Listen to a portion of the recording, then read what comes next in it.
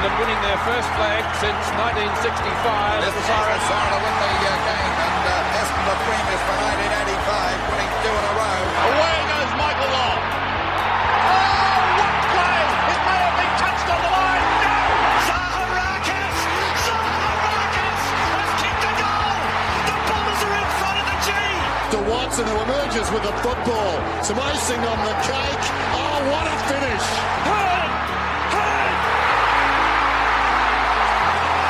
The fairy tale's complete after a horror week. James Heard, you are a genius. We miss tying up the laces.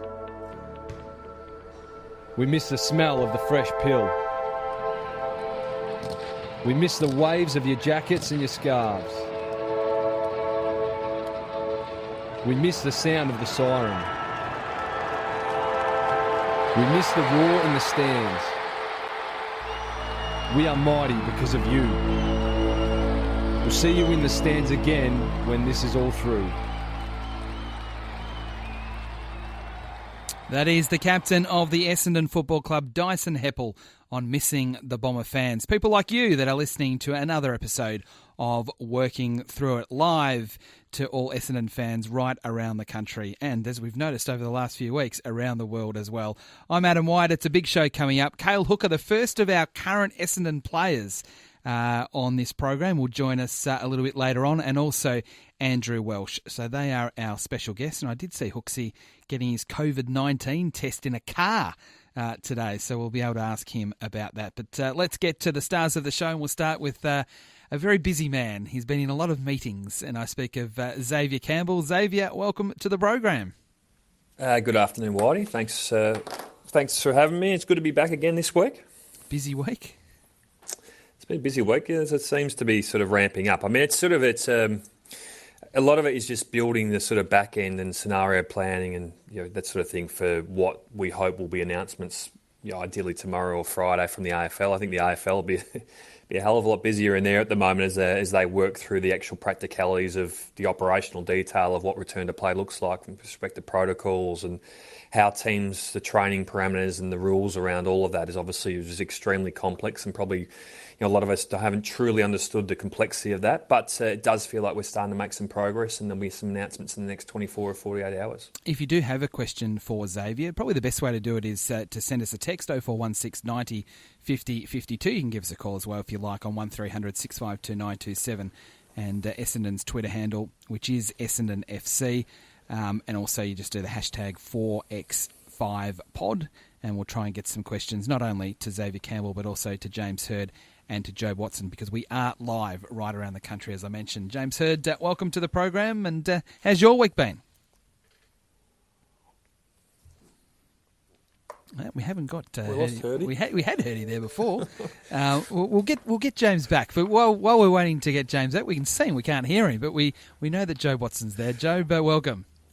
Thanks, Whitey. Thank you for having us. Good to be here again, and looking forward to discussing with our guests about, like Welshie and Hooksy. Obviously, Hooksy's still involved, so keen to get his thoughts on how things are going from a current player's perspective, but also to chat with Xavier about what's going on in the world, and certainly how it's progressing towards heading back to football, hopefully starting soon. Well, while we wait to get Hurdy back, we can see him, but we just can't hear him. We're not sure why. Tell us about your relationship with Cale, Joe, because it goes back a long way. As you said, you were teammates. And what's it like watching a former teammate and good close friend who then is still playing when you're not? Yeah, I mean, it is. I really enjoy it, and that's the thing that I think is why I'm so still invested, is because of the care that you have for the people that you used to play with, and you really want them just to do well. And Hooksy and I speak a couple of times a week, just through our friendship, and obviously he's had some injury interruptions, and I'm keen to get his take on like how the delay is meant for his body and preparing himself to play, and what it's going to look like for a few of the Essendon guys who are actually sort of probably weren't going to be there, weren't going to be ready to go when pre-season started, when the season started, but now are actually, after this last sort of 8 weeks, they're going to be actually ready, hopefully, to be able to put their hand up and actually play games. So we're keen to get his take on how difficult that's been, trying to get himself physically ready to play while being in isolation. Well, Hurdy is not far away, but what we might do is you put Xavier under pressure, sort of a one-on-one type situation, Michael Parkinson style, and we'll try and get Hurdy back. with pleasure, Whitey, with pleasure. And so, Xavier, what can you do in terms of updating the fans and supporters on where things are at? The timeline on how far away do you feel we are before the clubs start opening up and players can start returning to a full-time basis? Yeah, well, thanks, Joe. Well, first, before I get into that, obviously it would be remiss of me not to say congratulations on the announcement you and Virginia have made this week. It's very exciting. We were just debating prior to the program which was more challenging, going from baby number 1 to number 2, or I heard he was quite keen on saying going from number 2 to number 3 was more challenging. But congratulations to you both. Yeah, thank you very much. It was certainly something that I was wondering whether I'd made the right decision on Monday morning when Juniper woke me up at 5 a.m. and I came downstairs and Benson had pooed in the middle of the hallway, and I'm cleaning up thinking, do I really need to be going down this garden path for number 2 coming up? So I'm going to have some sleepless nights, which you told me personally that going from 1 to 2 was harder than 0 to 1, which I can't believe, but let's wait and see, I guess. Oh, it's challenging. I think Hurdy's now with us, but he was pretty keen on saying that going from 2 to 3 was harder, weren't you, Jim? He was saying that, but he's nodding. He's there. Still not. I'm not sure. You go from a one-on-one defence to a zone defence when you go from 2 to 3, Xavier. Yeah, apparently you would know, Whitey, too. Yes. No, it's so back to your original question, Joby. It's sort of it sort of felt like probably we're going to get a bit of information sooner than what probably is going to actually happen, and that's not to be critical one bit of the AFL. I think it's just a really complex set of circumstances that they've been working for. And when you consider the AFL is also working, unlike the NRL, not to compare the two in a positive and negative manner. It's just the state of having to deal with a couple of states that still have quarantine periods in play. Like that sort of makes the challenge around building medical protocols that cater for all states, the logistical and operational challenges of how the season would unfold, and obviously the fly-in, fly-out model, or what probably now looks like will be somewhat of a hybrid model, at least for the few weeks of the season, where some teams may need to be based on the eastern seaboard. It's the complexity of bringing that all together whilst understanding each state is managing themselves separately to the others as much as there's a central piece of advice from the federal government. It's obviously very, very challenging, but it does feel like, so with the draft protocols released yesterday, we've been working really hard as an executive and as the senior football leadership to ensure that we can help build a model where we've got our 24 staff have been identified for our football sort of return to play model. We'll have to do the same for our administration in a very similar way to what we've been doing before. But then understanding the protocols that are going to be in place for how we make sure we keep the administration and the football program separate. We've done a fair bit of work leading into round 1 because it is complex. We're probably lucky that we've got a big facility. We're on separate floors. We're normally entering in the same entry point, but we're separating that using different stairwells and lifts and things like that. Like when you on face value, it looks complex, but when you really get down into the detail, it's actually really, really challenging. So I sympathise with the AFL, but from a club level, I think we're pretty well planned. We're ready to go. The players are you can definitely feel there's a spring in the step, and Hooks, you'll probably be able to talk to that a little bit later on from his perspective. But it feels exciting that football is just around the corner, albeit in a slightly different format to what we're normally used to. And Xavier, you talked about, like how the structure of football departments will look going forward and what that will look like, and the executive and specifically the mandate from the AFL and headquarters about what a football department will look like, because it's going to be vastly different from what it was. The expectations were, when you set budgets and things like that at the end of last year. Yeah, that's right. We've got normally between 42 and 44 people in our football department, and obviously you're reducing that dramatically to get down to a point where you're within the headcount threshold that the AFL has indicated at 24. So that's where ultimately it has to be led. Those decisions need to be led by your senior coach and your GM of football around philosophically where they feel the strength of our football lies in terms of philosophical beliefs of how you want to structure your program. And that's, for us, obviously coaching has been a big part of that. The mental skills space and player welfare and support has been a big part. They are two really important parts. Doesn't mean they're more important than others, but you put additional resource, or we have certainly put additional resource behind those areas. So, and then you've got to remember you're coming into a phase where you're trying to build the players back up, or as much as they've taken a pretty good baseline through the training of the last 6 weeks. It is a unique game. You guys know that more than anyone, where the off the line work, kicking a football, that sort of is a unique aspect to our game. That players, the contact piece, that players need to get their head back around and have actual training where they actually receive that. So that's sort of there's going to be a big role for the high performance group to be able to play to help give the players that exposure in what will be a relatively short period of time leading into the recommencement of the season. Now, we have got Hurdy back. He is at a secret location, so it's obviously not near Melbourne because reception is an issue, but he's bunkering down. But we've got him on the phone instead. Hurdy, officially welcome, and away you guys go. Yeah, thank you. I'm not sure what I missed. I heard bits and pieces, but kept dropping out. But it's very exciting, David, that football is about to soon to be back.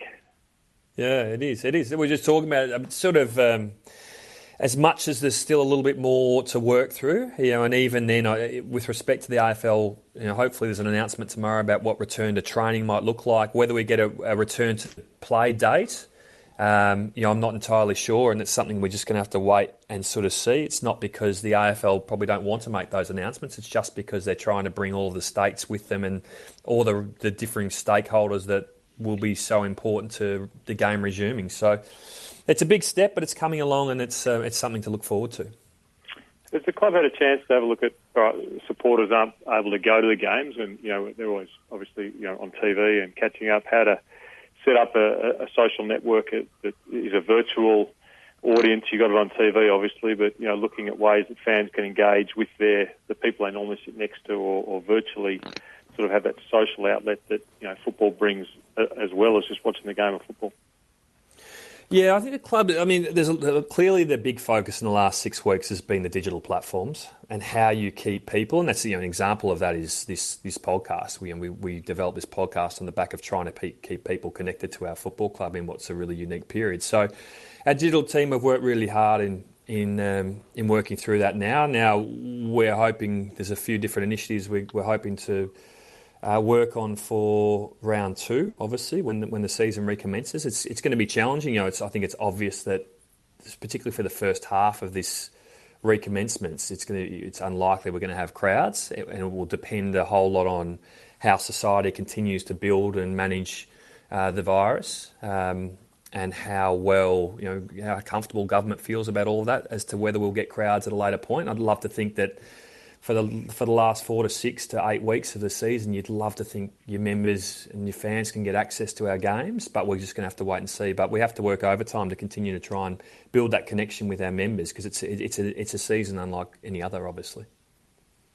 David, just on in terms of, has there been any, direction from the AFL about if one club does have an outbreak, does that mean that the whole system shuts down, or is it that the club is just isolated? Have they given sort of some contingencies how that may look? Now, we haven't got the final protocols yet. Obviously, previously it was going to be a shutdown, clearly, but now with an advancement in testing, I'd expect that there'd be greater flexibility now and ability to isolate quickly without compromising the entire club or the competition. But again, that's sort of something we're still waiting on the detail from the AFL as to how that would be managed moving forward. Xavier, how does the club handle going to 24 staff and halving the number of staff? Have you done an allocation of resources? Is it more coaches? Is it more physios? I mean, which side of that 48 football department staff miss out on being part of the comeback to play? Yeah, we were just talking about that briefly before. It's a challenging one. Obviously, it's led a lot by your head of footy and your coaches, particularly with obviously Woosher and Ben, and philosophically where they believe their program foundation strength is. And for us, coaching is a big part about that. And obviously the mental skills piece, and we had Dave Ree on the program last week talking about the prioritisation the club's put on that space. So they're two really important pieces of sort of areas of the club that we've got to be focusing on. But the other aspect is, you're building the players back up in a relatively short period of time for a game that requires, it's enormously physically demanding game. So how that pre-season period looks like, you're going to have to really support the players.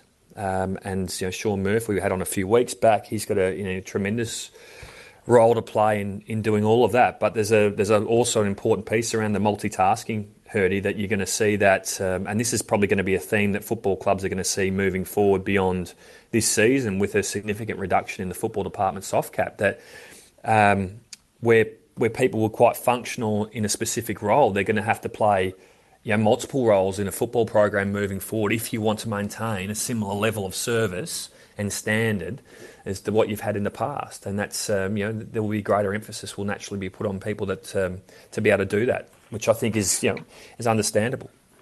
I think that was the greatest change when I came back from playing to coaching, was the multitasking, or the lack of multitasking that staff were required to do from, back in the early 2000s when we were playing, where you had, I think it was Robert Shaw, Mark Harvey, Dean Bailey, Kevin Sheedy as your coaches, and Terry Danaher as your coaches, and they were basically doing a number of different roles. There wasn't just one role. It was a bit of fitness, it was a bit of coaching, and I would think that from a coach's perspective, you're going to be doing a lot more of that rather than just, all right, you're a line coach, you look after the back line, and these 6 players. It feels like that is going to be a much more multitask role than they had previously. Yeah, and it's sort of further to that, Hurdy, sort of as challenging as it will be for clubs, because obviously you become attached to the people within your program, and you know that as well as anyone. Job, you've seen it, how you build a really strong bond within your football program, and unfortunately, just because of the way it's shifting, is you're going to lose some really great people to your football program, and that's really challenging, and no one's going to enjoy the process of that. On the flip side, is it probably allows you to create greater level of alignment potentially with a smaller amount of people, and that's just natural. So it'll be football, it'll be a different format, it'll be a different structure, but if you want to maintain that stand and that level, multitasking will be a huge part about what you're doing there. Mm-hmm. Xavier, just moving on to from the fans and the members' perspective. They've obviously, the expectations of what a member will be able to receive for what they've paid for the football club is going to be very different going into this season. Just, I guess from their perspective, what offerings do you think that the club is going to be able to sort of give to help members get through, knowing that they're not going to be able to get the number one thing that they really want, which is to be able to attend games and barrack for their team? Yeah, no, it's a good question, Joe. We've spent a lot of time talking about this in the footy club. Obviously, there's a range of reasons why members sign up to a footy club, and a big part of that is connection.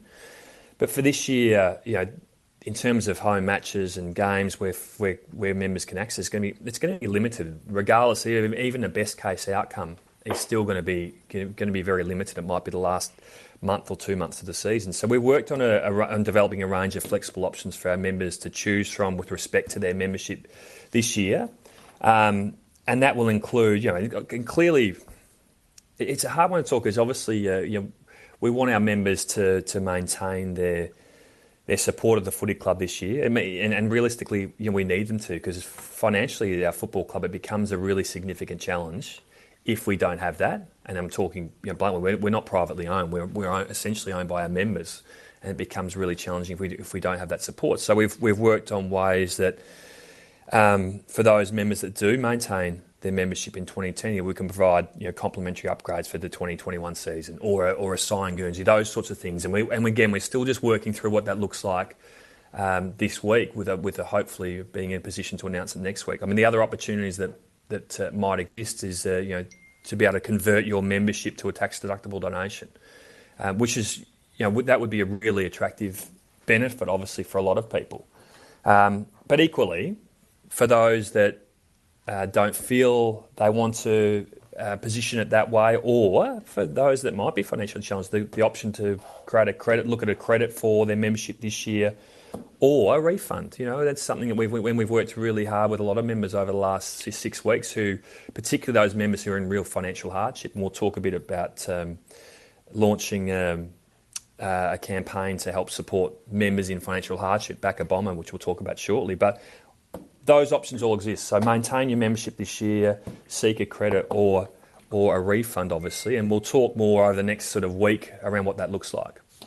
So I think that's a really important point you talk about, about the range of options for members, because I think the majority of Essendon supporters really want to help. But if there are people who financially can't afford it, I think it's really important that the club, everyone knows the club needs the money to survive, but I think the club understands too that the individual, if they're in a tough situation, needs the option to come out of it. And I think it's really, really heartening to hear you say that. Just quickly on that taxation point of view, what does that entail? I mean, obviously it's very rare for you to be able to buy a membership and then claim it on tax. Is that something that's come in just because of this situation?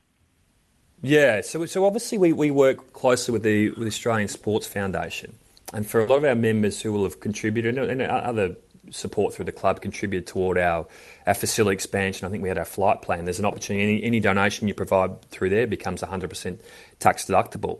And that obviously influences people differently depending on their personal circumstances. And it could be anywhere from 15% up to potentially 40 odd percent that you can claim back on your tax. So there is a ruling now that will help support. I think it's been communicated publicly now that will allow greater flexibility, and the club would be able to act on their behalf of the members and push it through the Australian Sports Foundation, and then the member would benefit from that tax relief, which is, personally, I see that as a really attractive benefit. To your point before that around ensuring that we provide the opportunity for refunds where a member seeks it, we think that's really important. And one thing the board discussed as well was ensuring that no matter what option you choose, if you choose to maintain your membership with the club this year, which is clearly something we hope a lot of members really consider, because our club is heavily reliant on our membership and the support of our membership, and it will become a really sort of significant mountain for us to climb if we don't have that support. But whether you choose to maintain, you choose a credit, or you choose a refund, no matter what you choose, you won't lose your consecutive years of membership. We want to honour that. We want to honour your reserve seat. It needs to be protected, because it is a unique set of circumstances, and we are absolutely adamant to ensure that that's maintained for all our members. Andrew Welsh is just about to join us, the former Bomber, but I did invite text messages, and we've got heaps of them. I do want to read this one out from Chris, who says how much he's loving the program, but he's got a direct question for Job and for also Hurdy, just around tricks to show resilience through these times. He's going through a bit of a tough time himself, and you guys have obviously gone through tough times. He wants to know whether there's a trick up his sleeve that he can use to help in that resilience space. It's a tough question. Yeah. I mean, I can only go from personal experience. And, for me, it was about, I'm quite a visual sort of person. So for me, it was writing down, things that I wanted to do, things that I could control, things that I couldn't control, and not focus and get caught up on things that were out of my control. And I just worried and focused on the things that I could actually make a difference to. Started off small, wrote them down, and then each time I was able to, succeed or achieve it, then I was able to tick it off and move on to the next one. I think that the important thing for me was to narrow the focus on the things that were really in my control, because there was an outcome that I could achieve out of those things. The stuff that is out of your control is never going to be something that you can move on from, because you're always going to be at its mercy. So I wouldn't waste any energy worrying about things that were out of my control, and I'd just be focusing on the things that I could.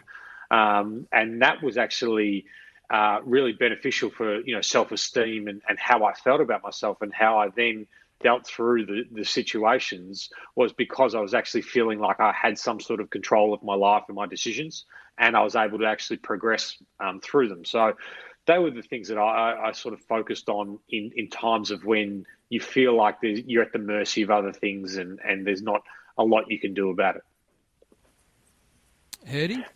Yeah, look, I think a very good answer from Joe. And just to build on that a tiny bit, I think keeping things pretty simple, and also forming some sort of routine. When you lose your job or part of your identity is taken away, or whatever the adversity you're coming up against, often you lose some of that routine that you used to. So bringing some routine back to your day and completing some simple tasks that make you feel better about yourself. And they don't have to be massive tasks, but a walk around the block, spending some time reading a book, just some simple things that allow you feel better about yourself. And totally, back Joe up. There's no point worrying about things you can't control, because the things you can control are often difficult enough. The reason I did put that text in, apart from asking for text messages on 0416 90 50 52, is there's 3 or 4 that have come through just today on a similar sort of theme, and I reckon both Job and Hurdy have handled that perfectly. I hope that helps, particularly for you, Chris, who is a big Bomber fan. But Joe, we have got a special guest on the line. He's a former teammate of yours and a former teammate of Hurdy's. You can introduce him and away you go. Yeah, it is my pleasure to introduce Andrew Welsh, who I maintained a very close relationship. Specifically, we roomed together on many a footy trip, and I used to tuck him in the bed most times when he was just sort of just didn't quite make it to the bed. I'd just pull him up. He would always come home before me, so I'd have to make sure that he was okay. Woosha, how is life treating you in isolation? Thanks, Joe. And talk about isolation. That's where you spent most of your time on footy trip, because you couldn't actually drink. So you spent a lot of your time in the hotel rooms. But look, thanks for having me on, fellas. It's good to catch up and have a chat in the new world that it is. I must say, though, every meeting I've been doing and everything I've been doing has been through this Zoom, which is the way of the world. And when I got asked to come on this the other day, I assumed it was a Zoom call, so I had the hair done. I went to the gym the last couple of days, which I haven't done for the last 10 years, and got my best shirt out and sat down about 5 minutes ago at the phone call. So rest assured, I'm looking good, and isolation is treating me well. Wisha, you've obviously made a name for yourself in the construction industry, and congratulations on all the success you're getting outside of football. But just talk us through how difficult the last sort of 6 to 8 weeks must be for your industry. I mean, there's a lot of work that can go on construction-wise and building-wise, but I'm sure it can't be easy with some of the restrictions that have come on in that area. No, you're right. I don't think there's any industry that hasn't been severely impacted over this recent period. There will be some successes from an economic standpoint through this, but majority of the world's economy and those of us that are all involved in this certainly been challenging. From a construction perspective, we've been allowed to continue constructing on site with adhering to all the rules and regulations, which obviously impacts how quick you can get through construction. So that's been a serious challenge that we've had to adapt to. From a sales perspective, we've had a number of purchasers that have lost their jobs and working through how they can actually secure the finance for their lots or their houses or tenancies for commercial precincts. So I found myself had to get back into the chair in a lot of facets that I've had employed people to do over the growth of the business, that I've had to unfortunately make some calls and restructure the business in a way that I'm lucky that I had to fill a lot of shoes throughout the process of building the business, that it's quite easy for me to step back in and do the extra work that's required through this period. But it's certainly been challenging, and unfortunately, it's not the end. I think we've got a tough 12 to 18 months ahead of us until we get some stabilisation out there. But to everyone's best endeavours that is navigating through this thing on a day-to-day basis, it's certainly been challenging for myself and my business and everyone involved with it. Woosha, we had someone text through before about resilience, and you were faced with some real challenges, not throughout your football career, with major injuries that you came back from and successfully recovered and returned to play, but then also the idea of people losing their jobs and their identities attached to their jobs, and you've again successfully finished one career and started up another and been really successful at doing so. Do you have any sort of tips or advice for people what they can do about, if they're losing that sense of identity, if their job is being changed, or they're going through something a really difficult time themselves from your own personal experience? For me, which is difficult in this environment. I like to be a personable type person. Reach out to people that that I don't know, but I'd like to have contact with, talk to, whether it's from a business perspective. If something doesn't go my way, I get up the next day and find a way to actually get out there and hunt the streets of Melbourne to find out how I can solve for an issue that I've got. It's really challenging in this environment because you can't do that. So for people that have they've unfortunately lost their job, they can't just there's portions of jobs out there that have been come through, whether it's in logistics areas or Australia Post or alike, that are looking for work. It's really challenging. So I can understand why it's not just pick yourself up and go out and get another job in this environment, because it's not that simple. But for me, I look back and go, okay, well, where do I need to look for that light at the end of the tunnel, and what do I need to get there? And is it is it the lifestyle that I'm living? And this is a lot of things we talk to our purchasers around that are struggling for finance, that they've lost their job. How are they currently living, and what are the necessities that they need to actually live through this period, and get rid of a lot of the luxuries that aren't necessities. And that's challenging, because we've all come to a customer wanting the things we like, and in some instances people do that at all costs, that it puts other things at jeopardy. But we've got a pretty close team here within the business that we're all open to understanding that we're all mentally, physically, emotionally challenged through this period, and that no one person will get through it by themselves. That they need to be able to reach out and help support. And if it's not a work environment, it's a family environment. It's not a family environment. It's a sporting club environment, and these type of podcasts that you guys are doing, and other clubs are doing, and other associations are doing, and keeping people connected, and being able to give them some advice about the resilience piece, but also a real contact to this thing will end at some point, and life will become back to normal in a different way. But there is a light there. So it's just a number of steps and need to fall in place throughout that process until we get there. Well, now, I've got a number of...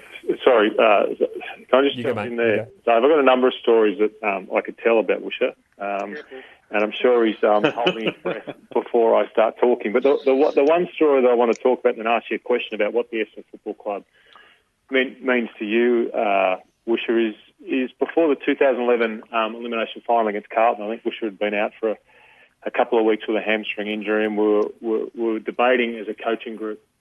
We really wanted him in the team. He'd been a very influential member, and he was debating whether this was going to be his last year or not his last year. And we're in the change rooms at the MCG, which I'm not sure if you remember. It was maybe a Wednesday after morning session or a Thursday morning session before the game. And I'd been in sort of match committee, and we decided that we were going to play Woosha. We hadn't told him yet. And he came up to me just before we ran out the training session, and he said, "Look, I don't think I'm right. I don't think I'd love to play him. My hamstring got through all the tests. It's got through training. But I just think that I'd be putting the team at jeopardy and risking the team by running out there as much as I want to be out there." And I think what that showed me, and why it's such a great story about Woosha, is that he was one of the most passionate players that I ever played with, for not only out on the ground but as a teammate off the ground in terms of his care for his teammates. But he was also one of the most unselfish, and it came through in a number of ways. But that for me was the epitome of unselfishness, and it turned out that he didn't end up playing another game of AFL football. Woosha, I just want to tell that story because I know the football club means a hell of a lot to you. Not only the Essendon, the red and the black, but the people that you've played with. In less than 25 minutes, what does the footy club mean to you, and how have you become so passionate about it? Yeah, thanks, mate. I do. I do remember that day. I'd actually forgot about it until you mentioned it there. But it was. I I severely broke and dislocated my ankle a couple of years before that, and the challenges that just come, mentally and physically, being able to do everything you can from a body that was really half able, and to be able to perform at a level. I don't hide behind. I was never Brownlow medalist, never the most flashy kicking goals from the boundary. I was getting more hangers taken on me than I was actually taking on other people. But for me, my strength was if we're standing there and it was the old school, the game of all right, I pick you. I wanted to be the one that my captain would be wanting to pick. And I remember that before that final, I played quite a few games that year. The contract there for the next year, but I remember out training around docks. I passed all the tests to play that game, but I remember I just walked around the MCG and I was looking up and I was just like, I'm not confident I'm going to get through. And if anyone knows their body well, it's the person whose body it is. And I remember jogging off and people going, yeah, you're good, you look good. And I ran down the race and I was bawling my eyes out because I was like, everyone thinks I'm right and I've been given the all clear, but I know I'm not. So I went downstairs in the change rooms. I'm sitting there and I was crying. So I was like, for me, it wasn't just, I'm not going to play this game, even though there was a contract there beyond. It was like, I'm not going to be able to continue because I just felt that I'd be taking up a spot on the list of, someone else that can put 100% in body-wise. And unfortunately, I've seen too many people that would just see out their contracts on an exercise bike for the pay packet rather than for the passion and for what the club had provided me. So I moved on extremely quickly from footy because I was quite comfortable that the footy club gave everything to me and I gave everything that I possibly could back to the footy club. And I went into the club as a boy and come out as a man and with friendships that last forever, and not just from the playing group, but from the supporting group as well, from sponsors and the greater community. So I wouldn't be who I am or where I am if it wasn't for the Essendon Footy Club and the people within it. The club's nothing without the players, but the players and the club are nothing without the supporters and the people that turn up every week and continue to support the club. So it's an enormous part of my life.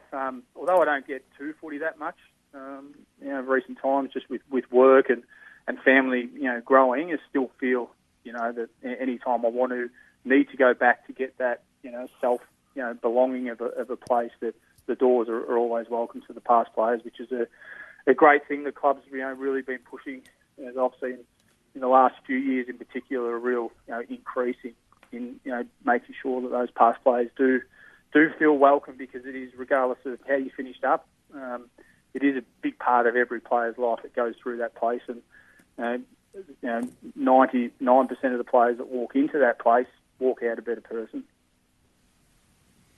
Well, further to Hurdy's point, it's obviously it's Xavier here, but I can sort of attest to the fact that so many times over the last, I've been at the footy club for over 10 years now, CEO for 6.5 or 7.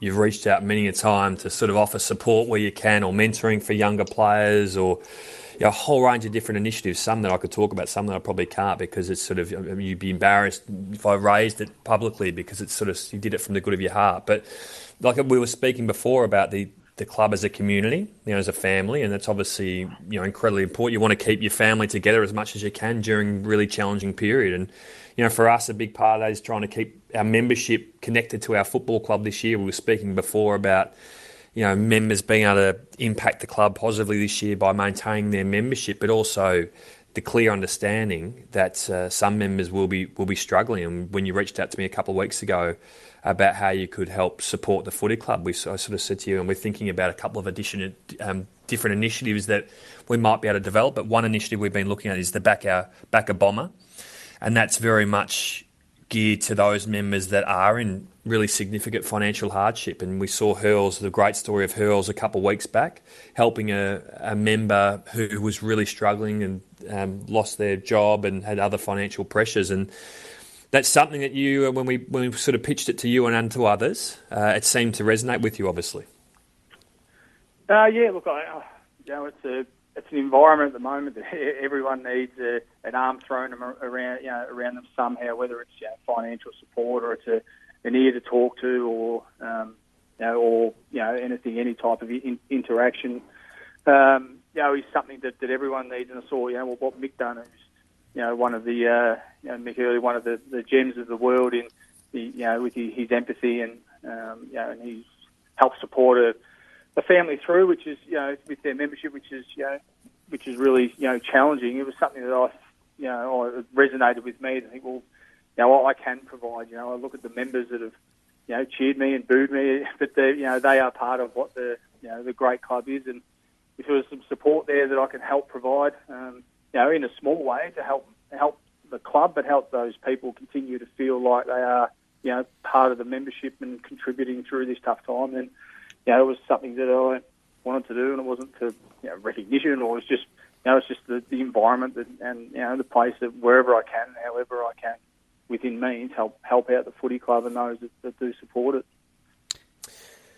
So just to be clear, so the Back Out Bomber is a campaign that we'll launch later this evening. So there'll be a hub established on our website for members that are in financial hardship. Obviously, the Hawthorn has been a club that's released a similar, I think they call it Pay It Forward, which is essentially members contributing to, and we'll open it up to all members if they want to contribute to this fund. Like Welshie, who's very kindly, generously contributed $5,000 to that fund for members like. Those that have contacted us in the last sort of 6 weeks who are facing that hardship, that we want to help them where we can. I know the board and executive are keen to support this as well, and we will. We want to build that fund up over the next few weeks, so those that are genuinely in that hardship position, we can help support them. So, mate Welshie, on behalf of everyone at the Footy Club, thanks for such a generous commitment, and it's very fitting from someone like you, because you do love the Footy Club. No, that's fine. It's least I can do. As I said, it's small bits of everyone can sort of do things in different ways, and we stay as one through these type of times, and being one part of the Essendon Footy Club fabric is something that I hold on to dearly. So I want others to have that same relationship that I do. Hey, Woosha, well done, mate. Congratulations on what you're doing for the club and the supporters. And we've got to run because our next guest is on the line. But our next guest is Cale Hooker, and he said he's got that much dirt on you that he wants to spill before we go to air. Is there if there's one thing you could click with Hooksy just quickly in 30 seconds, what would you say to him? Hooksy and I are extremely close. He's one of the best operators that I've come across off and on the field. Or just ask him about his peacock strategy. His strategy around the peacock. It's brilliant and it works fantastic. I'll leave you with that one. All right, thank you, mate. Good on you, fellas. Thanks, Woosha. Andrew Welsh joining us. 162 games for the Bombers between 2002 and 2011, and one of the most popular players at Windy Hill, because that's where they were at the time, as both Hurdy and Job have just explained. You are listening to Working Through It on this Wednesday afternoon. It's a fine afternoon when you look out over the city, which has been a bit different to previous weeks on a Wednesday afternoon. Next, you're going to catch up with one of the favourites of the Essendon Footy Club, Cale Hooker.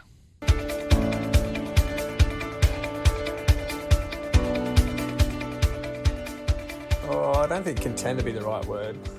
I'll be content if we win a premiership. That's the reason why I joined. But looking back now, I was just glad that obviously I had a bit of fire from the 2017, everything that happened there. And probably a bit to prove to myself, because I'd never gone through not being picked in the first since being drafted, so I was quite lucky. And it's probably the kick up the backside that I needed to get back to training and doing everything that I know that I can do. So it was just nice to prove to myself and give back to Adrian and people that believed in me. And yeah, content probably wouldn't be the word that I'd use. The critically acclaimed Dodcast, which is on essendonfc.com.au, where Adrian Dodoro goes through some of his prize recruits. And before we get to Cale Hooker, Job, I'm going to put you on the spot here. Did you think Devon Smith was as good a footballer as he is when he came to the Footy Club? Probably not. No, I think that he surprised me what he was able to do in his first year at the Footy Club. And like his versatility, I always sort of saw him as a forward who could create goals and was quite tenacious with his defensive ability. But he was able to take it, I thought, to a new level and add a new dynamic to the club with his defensive running, his how ferocious he was around the ball. And I think we really missed him in that last year. He just left a real hole. And that was compounded when Orazio also wasn't around as well. And we just lost that leg speed. We lost that ability to keep the ball in our forward half. And I felt like we lost his aggression around the footy as well through the midfield. Well, it's interesting when he went to GWS, Brendan McCartney was the assistant coach at Essendon at the time. He spent a bit of time watching him down at Geelong Falcons. And I remember talking about different players. There's no way we were going to get sort of player at that level into our club at that draft, just because of the what had been given to GWS. But Brendan McCartney said about Dylan Smith, he just said that this kid is the most competitive animal, and his ability around goal and around the contest was just incredible. You do whatever you can to get him in future years. That was how highly he rated him. So obviously, there was a few years at GWS where we didn't see him probably get the opportunity because of all the quality they had in the midfield, but he certainly has turned out to be a fantastic player. But I just remember those words from Brendan McCartney ringing in my ear when he came to Essendon and hoping that he was going to be as good as McCartney had said he would 4 or 5 years earlier. Yeah, he hasn't just been a great recruit for Essendon, but he's been one of the great recruits across the competition for a player-changing club. So, okay, Job, this is your time. This is your moment. One of your best mates is joining your own podcast. This is a big moment. Well, I am very excited to, we've taken him away from the Swan Valley and the harvesting of grapes. I'm keen to know what the peacock story is. I haven't heard that one from him, but Cale, thank you very much for joining us here on the podcast and how is life going, and more importantly, what is the peacock origin? Thanks, Joe. Thanks for having me, guys. It's nice to see a podcast fill the big hole that the Hard Tag podcast left a couple of years ago when the club stopped paying. So it's good to be on. I haven't been across the peacock story, so I've got no idea what you're talking about. You might have to ask Welshy next time. How is the vines going over in the Swan Valley, Hooksy?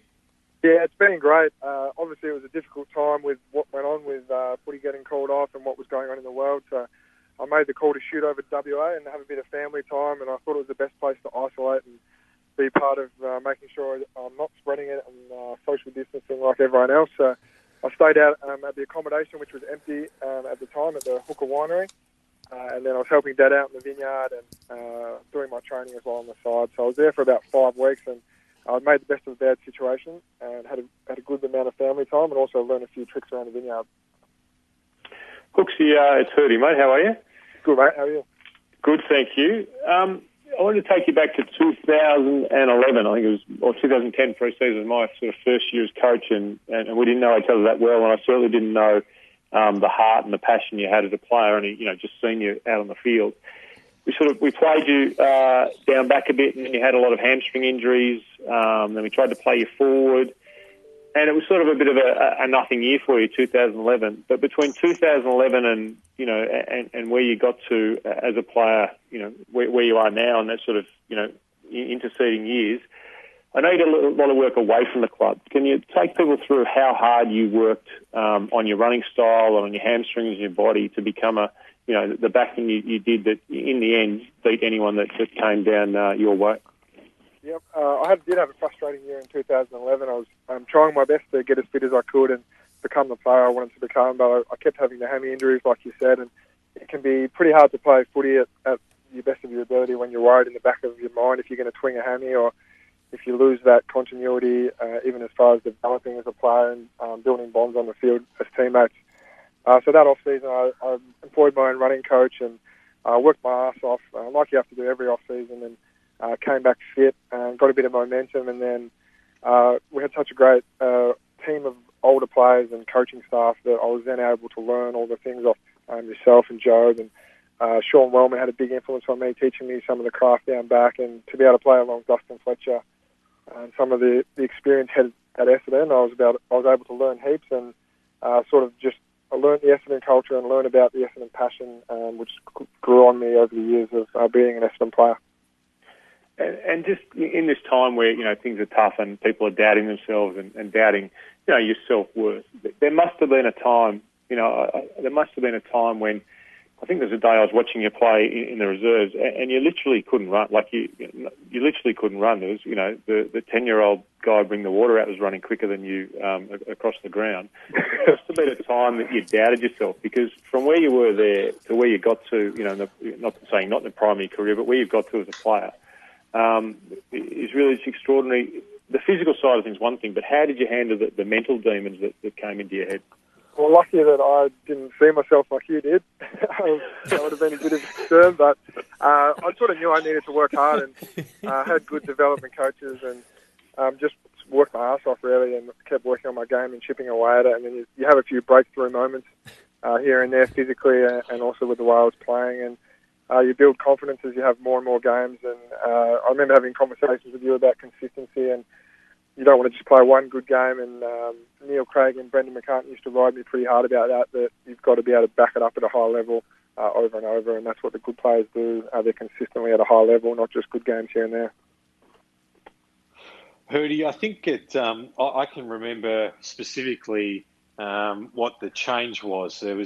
I remember being in the hot cold tubs, and Hooksy and I were just sitting in there, the two of us, and there's this forlorn looking character there and down in the dumps.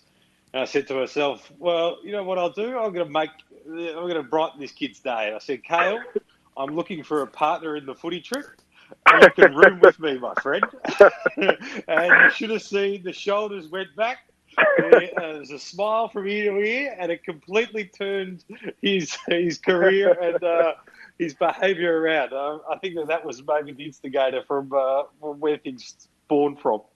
I think that might have been the same year I progressed from the T-shirt to the singlet. So I think they went hand in hand. Hey, Hooksy, all I can say is Joe would have to be very careful telling footy ship stories. Well, I heard he learned everything off you, but it did certainly help me having those overseas experiences and getting to know your teammates better. And I've got no doubt that helps you on the field and at the club and during difficult times when you build those relationships overseas and spend time together, not in the footy environment. I've got no doubt that definitely helps you on the field and with your relationships.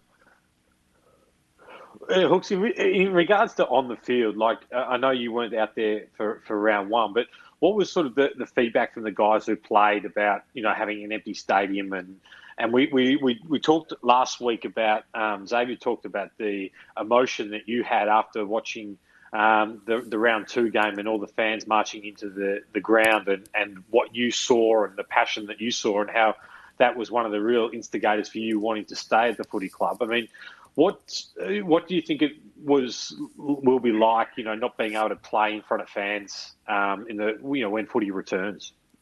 Yeah, that's right. I remember that round two game when the fans all marched to the stadium and Zach Merritt and a young Zach Merritt and a young Joe Danaher pretty much put a show on, the two of them, and beat Melbourne single-handedly just about. And that sort of sent shivers down my spine. I remember talking to the guys and yourself about it at the time that passion sort of made us want to come back, and it definitely contributed to us sticking together and sticking by the club. And as far as the crowds go, my initial reaction when we weren't playing in front of the crowds, because the footy club is the members and the people in the stadium and the energy, and that's why you give your best effort with all the members there and fans there. My initial reaction was I almost didn't want to play because it sort of seemed a little bit pointless, but reflecting now and speaking to the guys, we all know the fans are watching and the fans are supporting us, so it still is worth it to go out there and put a show on for the fans because we know everyone's at home watching and cheering. But I definitely have to consider it at the very start. And Hooksy, are you at all worried about the short preparation you're going to get? I mean, I know you've been training, you're a very diligent, hard trainer, but are you worried not just for yourself, but for the team as is 3 to 4 weeks enough time to make sure that, your hamstrings and calves and groins, that sort of thing, are conditioned well enough for not just one game, but, 16 games pretty much back to back? Yeah, it's going to be a challenge for the coaches and the fitness staff with how everyone comes back from all the teams mentally and physically. And we're just going to have to work with it. I think the most important thing has been to make sure the COVID stuff, we're not spreading it. It's safe for everyone to play. It's safe for the community. And we've just got to work together to get the games going. And there's no perfect amount of time. We're just going to have to work with it and do our best with it. And the teams that manage it the best might be able to get a little bit of an advantage. So if we can manage our squad well over the first few games, it should hold us in good stead. Cale, I've been asking everyone who comes on what Essendon means to them, and I've got a story about you that I don't know whether it's true or not, but it reinforces how much you love the Essendon Football Club right from day one and you want to be a part of it. But it may be an exaggeration by Adrian Dodoro and Mark Thompson, which Adrian's obviously does a lot. So end of 2012, season finished. My wife and I were overseas, and we received an offer from West Coast for you. I think it was a second-round pick, a high second-round pick and a high third-round pick. And, I'm overseas. We're talking about it late at night, sort of saying, no, we don't really want to do it. Hooksy's coming into good form, giving us back. And Adrian and Bomber, and they said, well, why don't we put it to him and see what he wants to do? So it was decided that Adrian and Bomber would go round to your house, knock on your door and discuss it with you and see what happened. Is it true that you saw the two of them coming and refused to unlock the door? Because basically they came back to me the next day, rang me up and said, well, we tried to take it to him, but he saw us coming, locked the door and wouldn't let us in, so there's no point going ahead. Is that a true story, or is that an Adrian Dodoro embellishment? The real story was West Coast weren't offering me enough money, so that's why I slammed the door.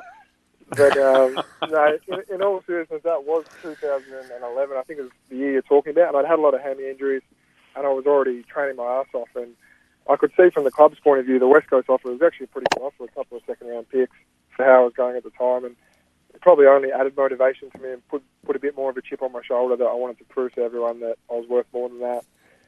And I knew that I was already moving better than people knew, and I'd already implemented a new running technique and getting myself fit and working on my kicking and my skills. So I backed myself in at the time, and I loved the club and loved all the boys and wanted to have success together. So it was an easy decision. And I remember I actually did speak to Bomber at the time, and I said, if I do stay, would you hold it against me? And he was great. He said, if you stay, the second trade period ends, we treat our list like we treat it normal. So if he had said something different, I might have had to consider my options, but we had a really honest conversation, and Bomber was great about it all, and it certainly helped inspire me. And fast forward to 2013, round two against Hawthorn, when you kicked that goal that we'd been practicing for about 6 weeks in training. The passion that you showed that day was absolutely incredible. I think that that's why so many Essendon supporters love you, because the passion you've shown out in the ground for years has been amazing when things have been going good and bad. I knew you were going to bring that up because that was your move, Ernie. So well done. I thought I should slip it in. And the club's the only move I made in 5 years with Bomber in the chair. The club's been using it for the next 6 years as well. Well, Cale, you've got to stay on the line because thanks to Amar, the fan recall from during the week on the Essendon website was your match-winning goal against the Hawks. And this is how Adrian Johnson called it, because he has been awarded the best, and we want your judgment on it as well. So firstly, let's hear from Adrian. Who wins it from here, BT? Holy silence says it all. 4-point ball game. Bombers with all the momentum. Crucial clearance. Cooney, quick handball to Melcham. He unloads with a high up and under. Good luck marking that. Ball spills. Collier kicked the last. Handball. Hooker. Crumming. Scrambling. Throwing the ball onto his boot. Bombers! Their fans erupt. And with good reason. They've kicked the last 3. They lead by 2 points. You just can't write this. They look dead and buried. Look at that pick-up, BT. As soon as he kicked it, he knew. He just knew. It was a fairly sedate start, but he did get into it. What are your thoughts, Hooksy? He's done a pretty good job, I reckon. I remember at the time that we just lost to Sydney in a close one, round 1, and then we managed to pip the Hawks in round 2. So it was a big relief for all of us that we didn't lose 2 nail-biters in a row, and sort of gave us a chance to get our season going. Terrific, Hooksy. Thanks very much for joining us. Have you got one final one, Hurdy? Or... I was just going to say, Hooksy, what happened 30 seconds later? Because from my memory, they had missed one from the goal square themselves at the other end, didn't they? Didn't we do a great job kicking a goal, but our defence 20 seconds later wasn't as good? I think the siren went just before Luke Bruce kicked it. So, luckily for us, the footy gods were on our side on that one. It was Marty Gleeson who'd left his man in a really bad position, and Luke Bruce had crumbed it, and the siren went. And Hooksy, just finally for me, any brunches planned when isolation finishes? Well, we've launched Hooker Wine, so if people want to get on hookerwines.com.au, we've got a wine club which we're keeping to 200 members because we've sold out the last 2 years, and we're keeping it limited this year, so the people that want to have it don't miss out. So if anyone wants to jump on and get involved, we do a great show. Fantastic, Cale. Fantastic. Cale Hooker joining us on the line. 193 games for the Bombers, and he's only 31, so he's still got plenty of footy left in him wearing the red and black. Stick with us on Working Through It. Plenty more to come, and some text messages as well that I want to get to for Job and Xavier, and also for James.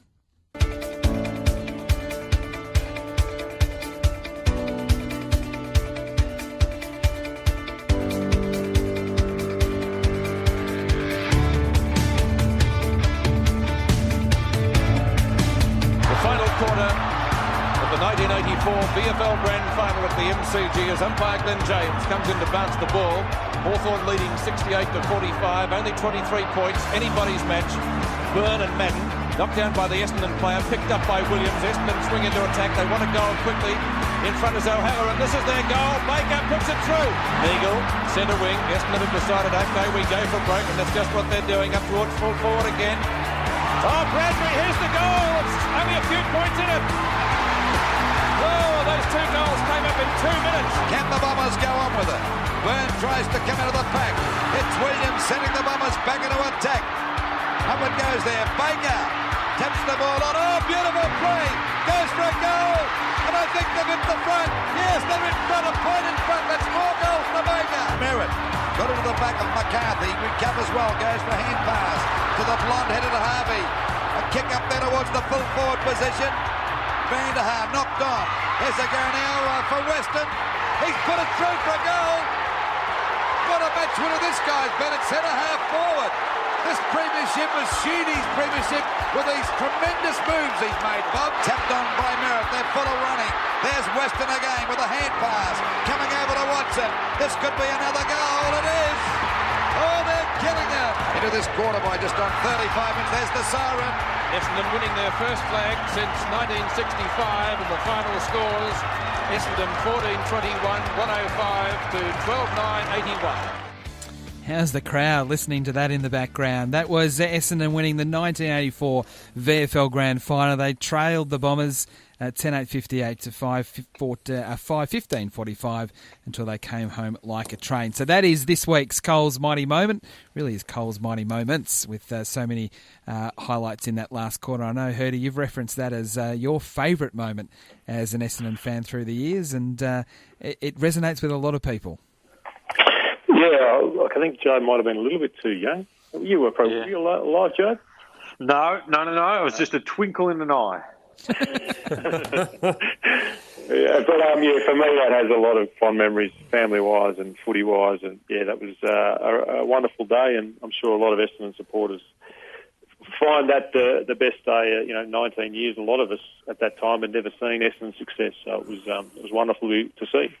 It was a funny sort of tie-in too. I mean, talking about Hooksy's goal, that was round 2, 2015, which I think was actually the 84-85 reunion at that game.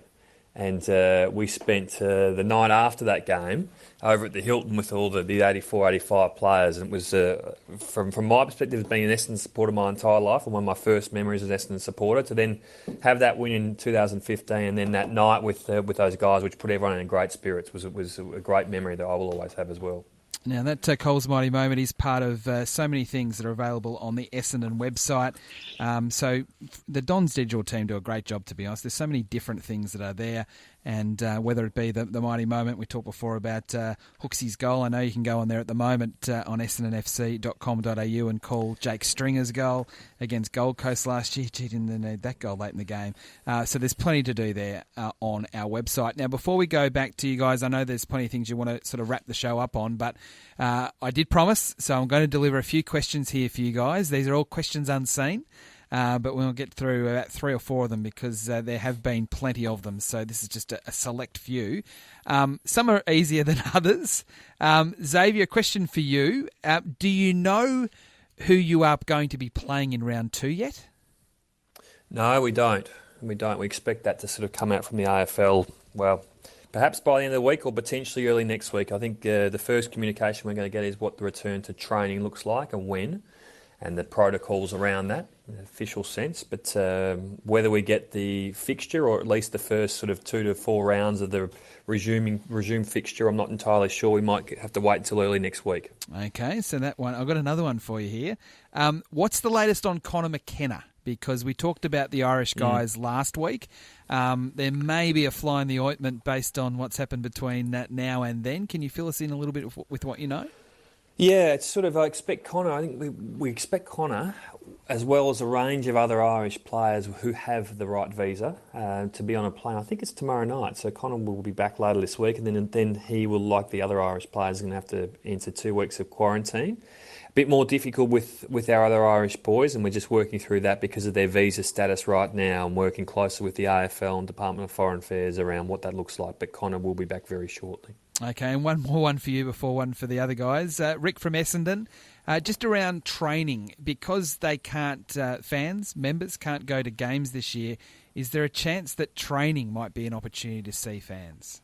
See players. There is a chance. We ultimately have to wait on the AFL protocols. I mean, this is something they're negotiating with state governments now around what that access will look like, and I'd expect that sometime next week we'll be in a position to let fans know if they're going to be able to attend training in the foreseeable future, and they definitely will be. It's just a matter of when. All right, 2 more quick ones before you guys. Why don't you put like the drive-in? You can put the cars on the Etihad Oval or the Marvel Oval. They can put a bit of tilt. They can all watch training out of the cars, toot the horns. The boys would be like taking it back to the old football days. That's it. All right, I've got 2 more from the fans before you guys can finish it off. This one, I'm not sure whether this is for Hurdy or for Job. Hooker, a forward or a defender? I think that, he's defender. I think that there's such the stability between, Hurls at centre, at fullback, and then Hooksy at centre halfback. I think it just straightens up, and it always looks more comfortable when those two are playing together because they play such complementary styles of games with each other, and I think it sets us up really well. He was as good a one-on-one player as I've seen at Essendon. Fletcher's probably the outstanding one, but when it came to marking contests, when you had Hooker, Carlisle and Hurley in the back line or at different times in those marking contests, you almost knew the ball was at least going to come to ground. Very rarely would Cale Hooker get beaten in the air, and I think his natural game was just a little bit, and a very good forward, but just a little bit more tilted towards the back line. All right, and last one. There is a lot of love for Blake Caracella, it's fair to say, not just this week on the text, but over the course of the last few weeks. And the question kind of is, firstly, is he definitely coming back to the club? Xavier, you can probably answer that one. And what do we think makes him a good coach? And did we think that was the case when he was a player, that he was going to be a good coach? So I'll open that to anyone who wants to answer it. Well, he's a pretty integral part of our coaching panel, Blake, so he's got a big role to play this year and into the future. And I know he works very closely with Ben. They obviously spent time together at Richmond. I know Woosh is valuing his input greatly. So Blake's got an enormous role for us to play in this next phase. I'll let the guys talk about Blake, the person and the player, and why they think he makes a good coach.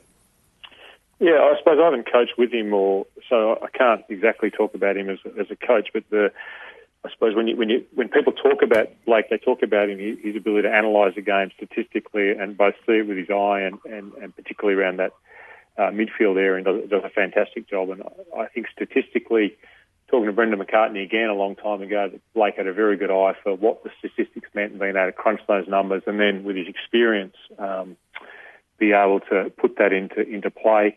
As a player, he was, one of the smartest players we've ever played with. The guy found space, where there wasn't space, was always looking out the other side, always found the goal, and really, played in 2 clubs, premierships, played at Essendon and Brisbane, then almost won at Collingwood. So, vitally integral player, but super, super smart and good running ability and a very good disposal of the ball. So, you never know which players are going to be coaches or not, but he certainly has forged a very good reputation for himself. Well, boys, it's over to you to wrap things up, and we thank you for all the text messages that have come through. I've tried to sort of group them as much together as possible to get as many contributions. But away you go, guys. Thanks, Whitey. Well, it's a sort of touched on at the start of the show. I mean, it's going to be a big couple of weeks, and we hope for some information from the AFL in the next 24, 48 hours about what return to play looks like. And obviously, we spoke a little bit earlier about the membership piece, and we want to create options for our members. Everyone has their own personal circumstances, but we're a club that's supported our people, and we're stronger for their loyalty and their passion that they have. And if members can maintain their membership this year, it means an enormous amount, and certainly helps our club in rebounding quickly from the challenges of the COVID-19 issue. And membership is our lifeblood. And over the next week, later tonight, we will receive more information about the Backer Bomber concept on our website. And in the next 24 hours, you'll receive a letter from Lindsay and myself sort of outlining where we sort of sit as a football club in working through this next phase and what the membership piece is going to look like. And ideally, as soon as the AFL comes out and announces what the return to play looks like, and as soon as we've got our head around that, I want to provide a video to our members, as we have at different points throughout this managing through this issue, because I want our members to be across all the information and to truly understand how we as a club are working through it. And then sometime next week, our members will receive a formal letter talking about what the membership piece is going to look like moving forward and the different options that exist for our members. But it's an exciting period where we're excited to see the season back on track. And the one last thing I'd say is that Brucey Reed's struggling at the moment. He's going through some health challenges. We only had him on the show a few weeks back, but everyone at the footy club's thinking of him and his family at the moment. So he's a great Essendon person. Yeah, certainly, absolutely echo that, Xavier, thinking about Judy and Bruce and all the Reed family. And I think that, what's speaking with the players, they're so really excited to get back there and to have the potential to play. And one of the things that they have been thinking about is how appreciative they will be, when fans are able to come back and cheer and what they're going to be, what that's going to feel like, because it is going to be different for the players, and it's also going to be really different for the fans as well. That period where they're watching games but not absolutely going to be able to participate in. And I know the players are really thinking about how they're going to be really excited to go out and play, obviously, and put on the jumper and represent the Guernsey and what that means, but also how appreciative they are about what it's going to be like when fans are able to come back and members are going to be able to be there and cheer and be part of the games again. And I think that is something that everyone is really looking forward to. Yeah, a big shout out, as both said, to Judy and to Bruce and the whole family. Things aren't well, but hopefully they're getting better, and we're all thinking of you. But I think most importantly, Xavier, out of this show is that Job's got some squaring off to do with his mates in Woosha and Hooksy, because I tell you what, he tipped them in on a couple of things. And there'll be some text messages going backward and forward after this show, I think, making sure that he's squared off. So anyway, we might get leading on those conversations at another time, Xavier. But thanks again, and we're another week closer to getting back to normal. That's exactly right. Guys, thanks very much for your time today. It was great to catch up with both Andrew Welsh and also Cale Hooker. And I just want to sort of reiterate too the passion that's coming through in the text messages. I know the guys are seeing a lot of them and really appreciate the support for the program, but also the support for the Essendon Football Club, whether you're passionate members or fans. Everyone really is, Xavier, sort of uniting together, and it's quite powerful when you see the messages that are coming through, and they are messages that the club is reading and really appreciating.